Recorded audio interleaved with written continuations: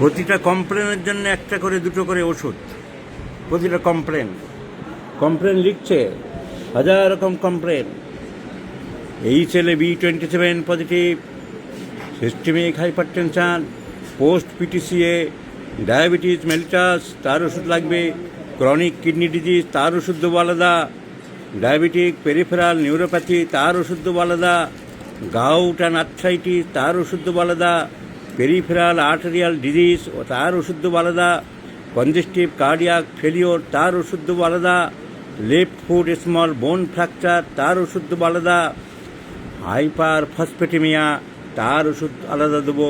Hypovitaminosis, তার ওষুধ আলাদা দেবো।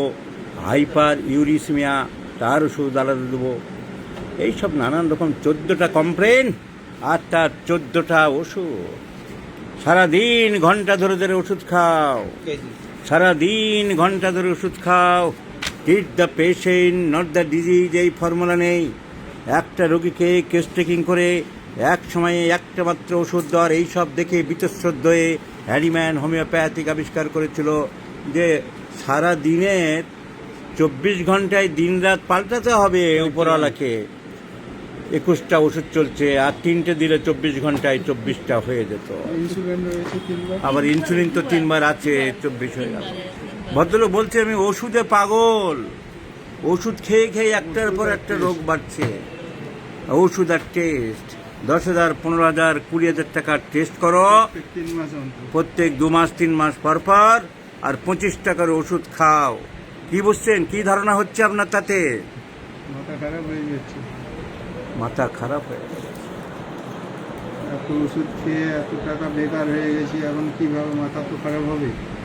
Treat the patient not the disease, সব লক্ষণ মিলিয়ে একটা মাত্র ওষুধ দেওয়ার কথা হ্যানিম্যান সেই জন্যে বলে গেছেন। আর কিছু অর্ধশিক্ষিত মাল যারা হোমিওপ্যাথির নিন্দা করে, তারা এইসবের পক্ষে যে 24টা 25টা করে ওষুধ পার ডে চলুক আর রোগী শেষ হয়ে যায়। ওষুধে ঔষধজ রোগ বৃদ্ধি হয়। আরে অনেক বড় বড় অ্যালোপ্যাথিক ডাক্তাররা লিখেছে মানুষের জন্য ঔষধ না, ঔষধের জন্য মানুষ। বই আছে বাজারে বই আছে।